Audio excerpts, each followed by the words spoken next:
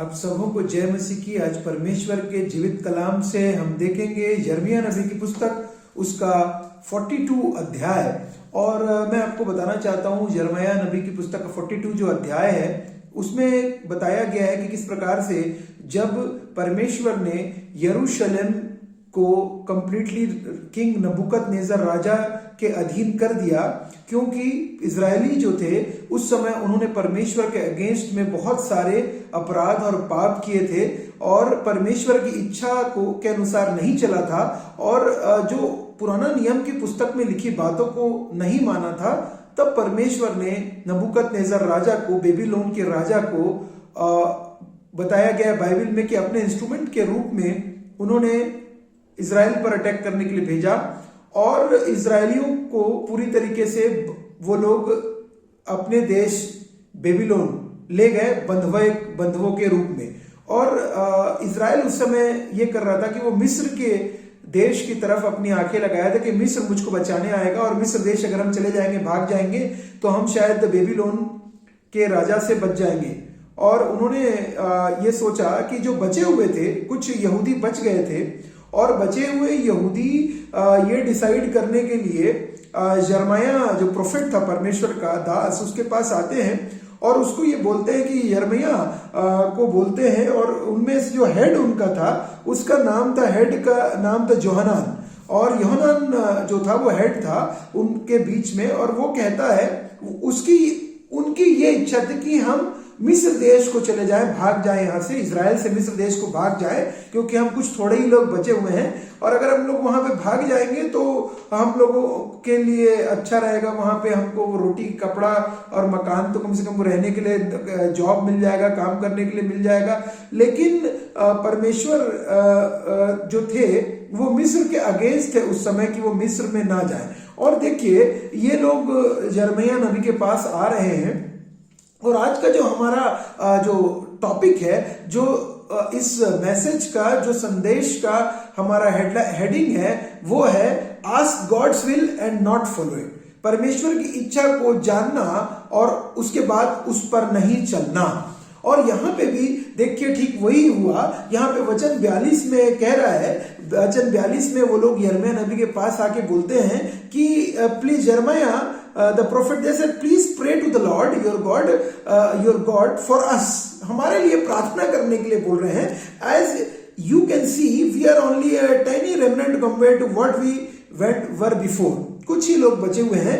Pray that the Lord your God will show us what to do। पहली बात ये लोग बोल रहे हैं, pray that the Lord your God will show us what to do। हमको परमेश्वर बताए क्या करना है। यहाँ पे बाइबल बोल रही है, अगर हम लोग हिंदी बाइबल में पढ़ें तो यहाँ पे कह रहे हैं कि योहानान ने और सब पुत्र हमको, यहाँ पे वचन कह रहा है कि हम शो अस मार्ग, किस मार्ग पे हम चलने के लिए, कौन सा मार्ग। यहाँ पे वचन बोल रहा है इसलिए प्रार्थना कर कि तेरा परमेश्वर यहाँ हमको बताए कि हम किस मार्ग से चलें। पहली बात। दूसरा, कौन सा काम करें। ये पहली बात पूछ रहे हैं हम किस मार्ग से चलें, और दूसरा पूछ रहे हैं कौन सा काम करें। और उसके बाद यिर्मयाह जो थे, और यिर्मयाह नबी ने बोला ठीक है, उनसे कहा कि ठीक है मैं परमेश्वर से पूछता हूं। और उन्होंने परमेश्वर से पूछा कि क्या करना चाहिए परमेश्वर। तो यहाँ पे वचन कहता है, 7वें अध्याय में कहता है 10 दिन बीतने के पर यहोवा का वचन यिर्मयाह के पास पहुंचा। और 10 दिन के बाद परमेश्वर का वचन जो था, देखिए परमेश्वर तुरंत आंसर यिर्मयाह को भी नहीं दी, जबकि परमेश्वर उससे लगातार बातचीत करते थे। परमेश्वर अपनी इच्छा, अपनी योजना यिर्मयाह को बताते थे और वो प्रोफेट था, वो जाके प्रोक्लेम करता था लोगों को कि अपना जीवन सुधारो, अपने मनों को बदलो, परिवर्तन लाओ अपने जीवन में, अपने कार्यों में, तब परमेश्वर जो है वो तुमको क्षमा कर देंगे। लेकिन वो नहीं सुधरते थे। और ये 7वें में वचन कह रहा है कि 8वें में कह रहा है तब परमेश्वर ने उनको ये आदेश दिया, इस्राएल का परमेश्वर यहोवा जिसके पास तुमने मुझको इसलिए भेजा कि मैं तुम्हारी विनती उसके आगे कह सुनाऊं, वो यो कहता है यदि तुम इस देश में रह जाओ तब तो मैं तुमको नष्ट नहीं करूंगा, वरन बनाए रखूंगा और तुम्हें ना उखाड़ूंगा, वरन रोपे रखूंगा क्योंकि तुम्हारी जो हानि मैंने की है उससे मैं पछताता हूँ। परमेश्वर यहोवा ने जब उन्होंने परमेश्वर से पूछा किस मार्ग पे जाएं, हम क्या करें, व्हाट शुड, क्या काम करें, परमेश्वर ने बोला अभी इजराइल में ही बचे कुचे तुम लोग थोड़े से हो, इजराइल में ही बने रहो, मिस्र नहीं जाना है तुमको, ना तुमको अभी बंधुआई में परमेश्वर, बेबीलोन भी उनको लेके जाने वाले नहीं थे नबूकदनेस्सर किंग के पास, परंतु परमेश्वर ने बोला यहीं रहो, इजराइल में रहने के लिए उनको आदेश दिया। और जब उनको ये आदेश परमेश्वर ने दिया तो जो जब पूछने के लिए आए थे किस मार्ग चलें, क्या करें, वो देखिए वो क्या बोल रहे हैं। वो लोग वापस आते हैं और यिर्मयाह नबी को बोलते हैं कि परमेश्वर ने नहीं यिर्मयाह कि ये परमेश्वर ने नहीं बोला है, और यिर्मयाह को कहते हैं कि तू झूठ बोलता है। वचन अगर 43 में कहता है, वचन कहता है यिर्मयाह से कहा तू झूठ बोलता है, हमारे परमेश्वर ने यहोवा ने तुझे यह कहने के लिए नहीं भेजा मिस्र में रहने के लिए मत जाओ, परंतु नेरिय्याह का पुत्र बारूक तुझको हमारे विरुद्ध उकसाता है कि हम कसदियों के हाथ में पड़े और वे हमको मार डाले या बंदी बनाकर बेबीलोन को ले जाए। यहाँ पे देखिए उन्होंने भेजा और बाद में वो लोग मुकर गए। क्यों? क्योंकि उनकी ये इच्छा थी, उनकी ये योजना थी कि हम मिस्र देश को जाए, लेकिन परमेश्वर नहीं चाहते थे। परमेश्वर ने बोला अगर तुम मिस्र देश पे जाओगे तो वहां पे तुम लोगों को निश्चित रूप से तुमको वहां पे हानि उठाना पड़ेगा, और तुम्हारे को तुम अगर यहां रह जाओगे तो तुमको कुछ नहीं होगा, बच जाओगे, लेकिन अगर तुम वहां जाओगे जो तुम सोच रहे हो कि वहां पे हमको रोटी कपड़ा मकान मिल जाएगा, हमको वहां पे सब काम मिलेगा, हमको वहां शांति मिलेगी, चैन मिलेगा, लेकिन परमेश्वर की इच्छा और परमेश्वर की योजना के अगेंस्ट में जाओगे तो तुमको वहां पे केवल और केवल वहां पे तुमको नुकसान उठाना पड़ेगा, हानि उठानी पड़ेगी, वहां पे तुम लोग सारे के सारे जो हो वो मर जाओगे। इसलिए परमेश्वर ने उनको वार्निंग दिया था कि वहां नहीं जाना है।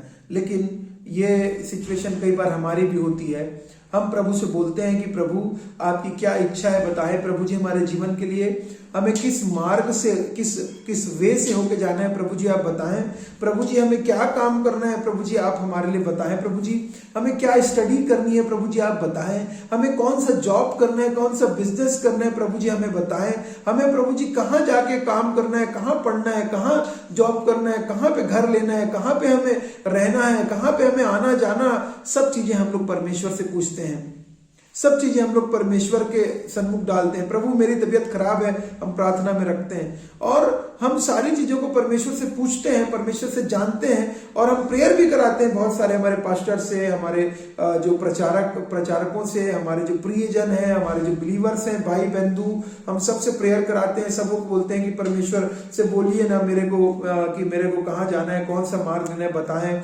बेस्ट वे हमारे लिए निकालें।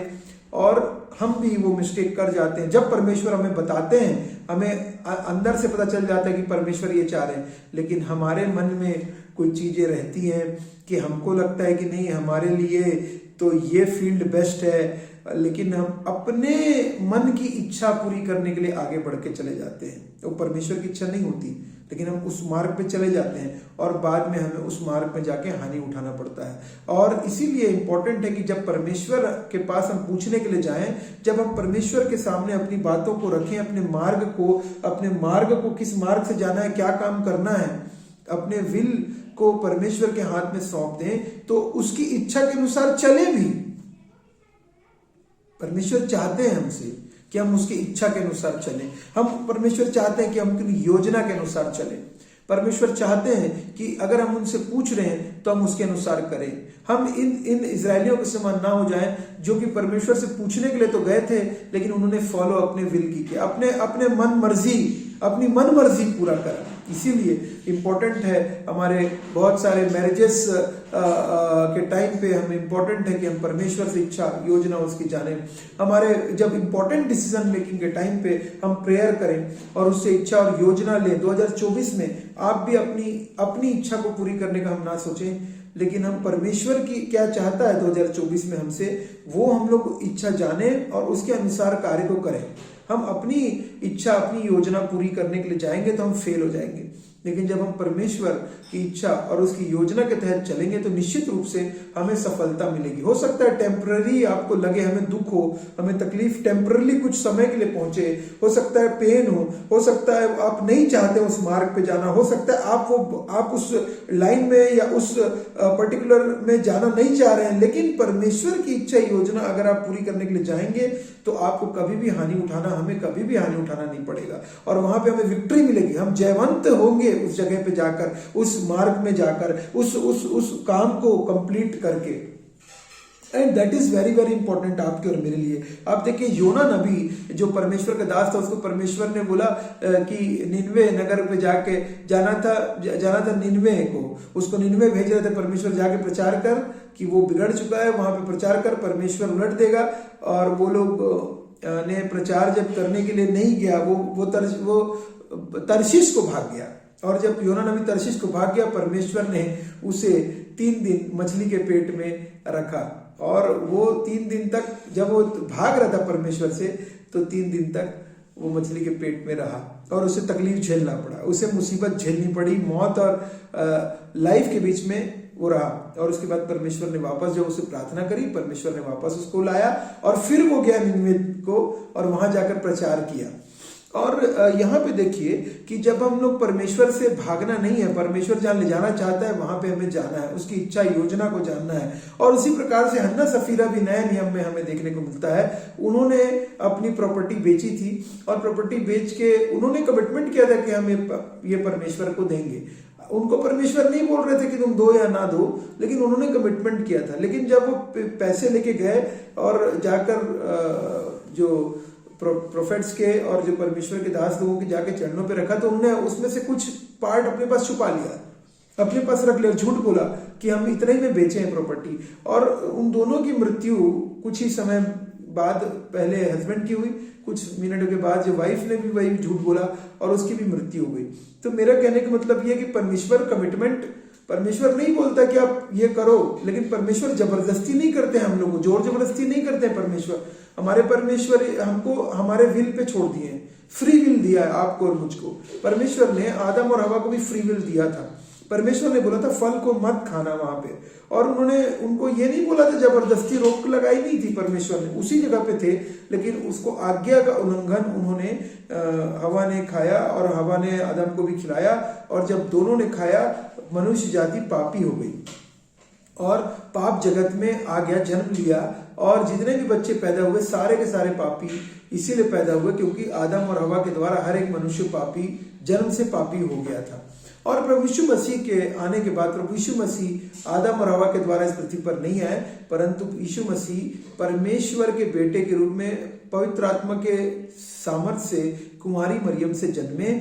और कुंवारी मरियम से जन्म लेने का परमेश्वर ने इसीलिए कराया ताकि आदम और हवा के अगर समान अगर यीशु मसीह आ जाते तो वो पापों का क्षमा करवा सकते थे हम मनुष्यों का। और वो चूंकि उनके अंदर कोई पाप नहीं था, इसीलिए वो हमारे पापों के लिए क्रूस पर चढ़े गए, मारे गए, गाड़े गए, जी उठे, तीसरे दिन जी उठे, फिर से आने वाले हैं। और हमको एश्योरेंस दिया, अनंत काल का जीवन दिया यीशु मसीह ने। और दैट इज द इम्पोर्टेंट मेरे और आपके लिए है कि जब हम लोग उसके फॉलो करें विल को, परमेश्वर के विल को फॉलो करें। और वचन कहता है ना, मार्ग, सत्य और जीवन मैं हूं। मार्ग यीशु मसीह है, सत्य यीशु मसीह है, जीवन यीशु मसीह है। और हमारे लिए ये और भी इंपॉर्टेंट है, जैसे यहाँ पे यिर्मयाह नबी बोल रहा है, उसी प्रकार से हमको भी अपने हृदयों को, अपने मनों को, अपने विल को यीशु मसीह के हाथ में सौंप देना। अपनी इच्छा को हमको नीचे रखना है, परमेश्वर की इच्छा को प्रथम रखना है। फर्स्ट प्रायोरिटी हमको परमेश्वर की इच्छा योजना को देनी है। और जब हम उसको पहला प्रायोरिटी देंगे अपने जीवन में, तो निश्चित रूप से हमें सफलता मिलेगी। और इन्होंने भी परमेश्वर से पूछने तो गया, लेकिन उसको फॉलो करना नहीं चाहा, उसके विल को फॉलो करना नहीं चाहा। और विल को फॉलो करना पर यीशु मसीह ने कहा कि यदि कोई हल पर हाथ रख के पीछे पलट के देखे तो मेरे स्वर्ग के राज्य के योग्य नहीं है। पीछे पलट के नहीं देखना, प्रतिदिन अपना क्रूस उठा के मेरे पीछे हो ले। और that is the every single day. आप और मेरे लिए ये इंपॉर्टेंट है कि हम हर दिन, प्रतिदिन अपना क्रूस उठा के यीशु मसीह के पीछे चलते रहें, पलट के पीछे ना देखें। वो जो मार्ग है, जो मार्ग यीशु मसीह का मार्ग है, वही सत्य और जीवन की ओर लेकर जाने वाला मार्ग है। हमने देखा भी इसके पहले कि यू टर्न लेना है हमको इम्पोर्टेंट लाइफ में, और जो मार्ग यीशु मसीह के मार्ग से हमको चलने के लिए यीशु मसीह ने जैसा किया वो काम करने के लिए यीशु मसीह हमसे चाहते हैं। वो चाहते हैं कि हम उनके समान बने, तो वो यीशु मसीह चाहते हैं कि हम उनके वो जैसे चले इस पृथ्वी पर, हम भी वैसे ही उस पृथ्वी पर चलें। अब उनकी इच्छा को फॉलो करें, उनकी विल को फॉलो करें। वो क्या चाहते हैं हमसे। और जब आप रोज बरोज प्रार्थना करेंगे, आप जब बाइबल स्टडी करेंगे, और निश्चित रूप से परमेश्वर की गाइडेंस जो है गाइड करता है। पवित्र आत्मा, बाइबल बताती है कि पवित्र आत्मा हमारा गाइड है, पवित्र आत्मा हमारा रक्षक है, पवित्र आत्मा हमको काउंसलर है, अलमाइटी काउंसलर है, और प्रिंस ऑफ पीस बाइबल बता रही है, प्रिंस ऑफ पीस है। तो जब भी हम भी निश्चित रूप से जब हम प्रेयर करते हैं, परमेश्वर का आत्मा हमको गाइडेंस देता है। वो हमको तो हमारे मार्ग के लिए दीपक है, हमारे मार्ग के लिए उजियाला देता है। मार्ग के लिए दीपक और उजियाला परमेश्वर का कलाम देता है। और हमको क्या बोला है, तुम पृथ्वी का नमक हो, यदि नमक का स्वाद बिगड़ जाए तो किसी काम का नहीं आता। इसलिए अपनी गवाही आप और मुझको बना के रखनी है। इसीलिए वचन बोल रहा है कि तुम ऐसा चमको, विश्व के सामने तुम्हारा ऐसा चमको, let your light shine before man, कि तुम्हारे भले कामों को देखकर वो तुम्हारे परमेश्वर यहोवा की जो स्वर्ग में है बड़ाई करे। तो क्या हम अपने आप को ऐसा बनाना चाह रहे हैं कि जो कि परमेश्वर के रूप में लोग जब आपको देखें तो बोले हाँ ये परमेश्वर का बेटा बेटी है, प्रभु यीशु मसीह के अनुयायी है, प्रभु यीशु मसीह को जानने वाले लोग हैं, समझने वाले और उसके पीछे चलने वाले हैं। प्रभु यीशु मसीह किसी धर्म की स्थापना करने के लिए इस पृथ्वी पर नहीं आए हैं। आप लोग मिस्टेक मत करिएगा। प्रभु यीशु मसीह चर्च बनाने के लिए आने का उपदेश यीशु मसीह का कि चर्च बना के बिल्डिंग बनाने का नहीं था, लेकिन प्रभु यीशु मसीह कलीसिया को, अपनी कलीसिया को, जो उसके लोग हैं, जहाँ 2 या 3 मेरे नाम से इकट्ठा होते हैं, चाहे वो एक पेड़ के नीचे भी इकट्ठा हो, वहां पे प्रभु की उपस्थिति है। जहाँ अगर आप मिलकर कहीं पे भी इकट्ठा हो, चाहे रेलवे स्टेशन पे हो, चाहे वो फुटपाथ पे हो, चाहे रोड पे हो, चाहे वो मैदान पे हो, चाहे वो किसी भी स्थान में हो, अगर आप 2 या 3 वहां पे हैं, वहां पे परमेश्वर की उपस्थिति है। वचन बोलता है और वो हमारे साथ है अनंत काल तक के लिए। और जहां 2 या 3 वहां पे उपस्थित होता हूँ, परमेश्वर की उपस्थिति होती है, जहां पे उसके लोग उसकी स्तुति करते हैं, आराधना करते हैं, वो जगह कलीसिया की वो बिल्डिंग, वो कलीसिया है, वो परमेश्वर की कलीसिया है। यीशु मसीह कोई धर्म बनाने नहीं आए, वो पापों से छुटकारा देने के लिए, मनुष्य जाति को पापों से छुटकारा देने के लिए है, ताकि जो कुछ पर विश्वास करे वो नाश न हो परंतु अनंत जीवन पाए। तो हमारे लिए इंपॉर्टेंट है इस बात को जानना, परमेश्वर की इच्छा, परमेश्वर की योजना को। और आप जरूर पढ़ें इसको यिर्मयाह नबी की पुस्तक से, तो आपको निश्चित रूप से प्रार्थना करने का जब उत्तर मिले तो आप उसको फॉलो करें। प्रार्थना करने के उत्तर के बाद अपनी इच्छा को फॉलो करने के लिए ना जाए। या तो आप परमेश्वर से मत पूछिए, या अगर आप परमेश्वर के ऊपर विश्वास रखते हैं, भरोसा रखते हैं, तो उससे पूछते हैं, जो वो बोलता है उसे करना है।